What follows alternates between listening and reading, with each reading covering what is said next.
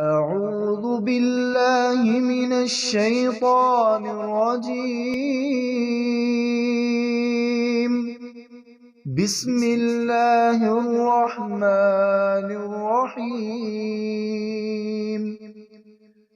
القارعة ما القارعة وما أدراك ما القارعة يوم يكون الناس كالفراش المبثوث وتكون الجبال كالعهن المنفوش فأما من ثقلت موازينه فهو في عيشة راضية وأما من خفت موازينه